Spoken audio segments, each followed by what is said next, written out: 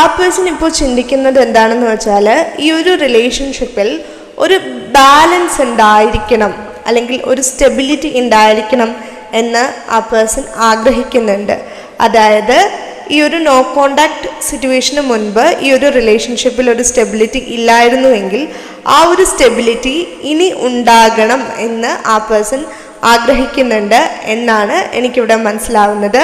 ആ ഒരു മെസ്സേജാണ് എനിക്കിവിടെ ലഭിക്കുന്നത്. ഇത് മേ ബി നിങ്ങളുടെ എനർജിയുമായിരിക്കാം. നിങ്ങൾക്കിത് എങ്ങനെയാണോ റെസൊനേറ്റ് ആവുന്നത് അങ്ങനെ എടുക്കാം. നിങ്ങൾക്ക് ഈ റീഡിംഗ് ഇഷ്ടമായിട്ടുണ്ടെങ്കിൽ ഈ ചാനൽ സബ്സ്ക്രൈബ് ചെയ്യുക. നിങ്ങൾക്ക് പേഴ്സണൽ റീഡിങ്സിൽ താല്പര്യമുണ്ടെങ്കിൽ ഈ വീഡിയോയുടെ ഡിസ്ക്രിപ്ഷൻ ബോക്സിൽ ഞാൻ ഇമെയിൽ ID കൊടുത്തിട്ടുണ്ട്. അപ്പോൾ അതുവഴി നിങ്ങൾക്ക് കോൺടാക്റ്റ് ചെയ്യാവുന്നതാണ്. അതോടൊപ്പം തന്നെ ഞാൻ വാട്സപ്പ് ലിങ്കും കൊടുത്തിട്ടുണ്ട്. അപ്പം നിങ്ങൾക്ക് വാട്സപ്പ് വഴിയാണ് കോൺടാക്റ്റ് ചെയ്യാൻ എളുപ്പമെന്നുണ്ടെങ്കിൽ, താല്പര്യമെന്നുണ്ടെങ്കിൽ അതുവഴി കോൺടാക്റ്റ് ചെയ്യാവുന്നതാണ്. മെസ്സേജസ് ആണ് അയക്കേണ്ടത് കേട്ടോ, കോളല്ല. കോൾസ് എടുക്കുന്നില്ല, മെസ്സേജസ് മാത്രമാണ്.